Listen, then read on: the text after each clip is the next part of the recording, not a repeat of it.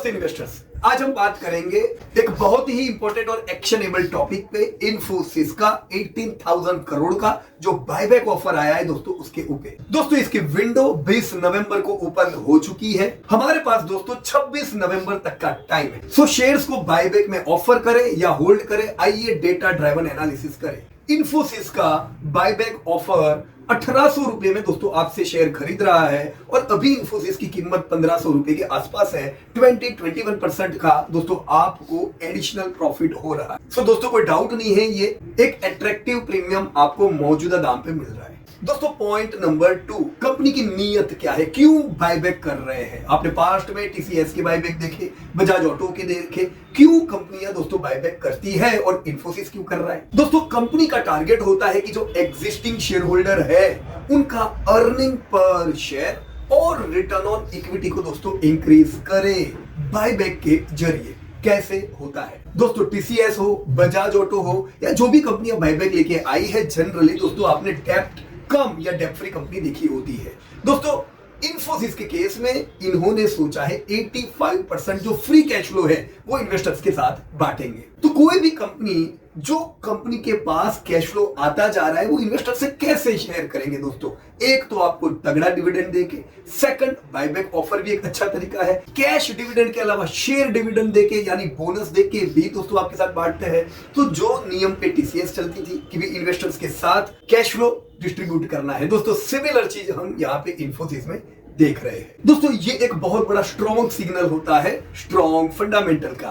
दोस्तों कुछ लोग आर्ग्यू करते हैं इसका मतलब यह है कि कंपनी का कोई प्लानिंग नहीं है कैश का एक्सपांशन का, इसलिए बांट रहे हैं। दोस्तों इसको दो प्रकार से देखा जा सकता है। जो नई कंपनियां होती है, स्टार्टअप्स होते हैं, इमर्जिंग कंपनियां होती है, उनके पास कैश नहीं होता है, वो कैश लाती है, वो आपसे पैसा डिस्ट्रीब्यूट नहीं कर सकती है डिविडेंड के केस में, बोनस के केस में, बायबैक के केस में। इनफैक्ट वो क्यूआईपी लाएगी, वो अलग अलग तरीके लाएगी फंड लाने के, because they are on expansion mode. दोस्तों कंपनियां ग्रोथ मोड पे आती है जब डिविडेंड डिस्ट्रीब्यूट करने लगती है, और एक स्टेज होता है जब कंपनी का बढ़िया एक्सपांशन हुआ होता है और कंपनी के पास अब जो पैसा आ रहा है दोस्तों, कैश फ्लो बहुत स्ट्रांग होता है। ऐसे समय पे मैच्योर कंपनीज दोस्तों कैश आपको देती है। तो इमर्जिंग कंपनीज कैश लेती है, मैच्योर कंपनीज आपको कैश देती है। दोस्तों टीसीएस, इन्फोसिस, ये सारी कंपनी भी कुछ मैच्योर का बिहेवियर रखती है। तो इसमें कोई बुरी बात नहीं है कि कोई एक्सपेंशन की प्लानिंग नहीं है, ऐसा कुछ भी नहीं है। इनफैक्ट इनके स्ट्रॉन्ग मार्जिन होते हैं and they are trying to give back to investors, क्योंकि बरसों तक इन्वेस्टर ने निवेश किया होता है। दोस्तों अब आते हैं क्रिटिकल पॉइंट, टैक्स पर। दोस्तों नए टैक्स रूल के हिसाब से पहले कंपनियां टैक्स भर देती थी, अब दोस्तों आपको देना है। पर इसमें दोस्तों फायदा भी है। कैसे, हम एक उदाहरण देखते हैं। रूल नंबर 1, जो 1800 रुपया आएगा वो आपको आपके डिविडेंड इनकम के रूप में दोस्तों उस स्लैब के टैक्सेशन में जाएगा। ये दोस्तों आपके इनकम टैक्स स्लैब रेट पर दोस्तों टैक्स होगा। अगर आप लोअर ब्रैकेट में हो, ह्यूज फायदा है, हाई ब्रैकेट में हो, थोड़ा फायदा दोस्तों कम हो। Rule number 2, gain. दोस्तों टैक्स में इस पे हम लोग बात करते हैं क्योंकि यहां पे है असली इन्वेस्टमेंट स्ट्रेटेजी। पार्ट 1 में मैंने आपको बताया कि चलो सीधे सीधे डिविडेंड इनकम हो गई, उस पे हमने टैक्स पेबल किया। टैक्स लॉ कहता है कैपिटल गेन कैलकुलेट करते समय दोस्तों आपकी सेल प्राइस नील बताई जाएगी ताकि डबल टैक्सेशन ना हो जाए। तो इससे आपको सीधे सीधा कैपिटल लॉस का फायदा होता है जो आपकी ओरिजिनल परचेज प्राइस कॉस्ट के बराबर हो। सो दोस्तों इस कैपिटल लॉस को हम हमारे दूसरे कैपिटल गेन लॉन्ग टर्म या शॉर्ट टर्म के सामने, जी हाँ दोस्तों, ऑफसेट कर सकते हैं। सो ये टैक्स प्लानिंग का भी एक बढ़िया टूल हुआ। अगर आपको ऑलरेडी लाख रुपए का दोस्तों प्रॉफिट हुआ है और यहाँ पे लाख का कैपिटल लॉस हुआ, दोस्तों आप इन दोनों को ऑफसेट कर सकते हो। अब दोस्तों मैं आ जाता हूं एलिजिबिलिटी के चांसेस के ऊपर। बायबैक में मेरी शेयर जाने की प्रोबेबिलिटी कितनी है। ध्यान रखिए दोस्तों, अगर आपके पास 14 नवंबर तक डिमेट में शेयर है तब आप पार्टिसिपेट कर पाओगे। दोस्तों चांसेस क्या हुए, क्योंकि प्रमोटर का ऑलरेडी स्टेक इन्फोसिस में कम है। हम जब दूसरी कंपनियों को देखते हैं जैसे बजाज हुई या तो फिर आपकी टीसीएस हुई, वहां पे ऑलरेडी प्रमोटर का स्टेक ज्यादा है तो वो लोग भी पार्टिसिपेट करते हैं।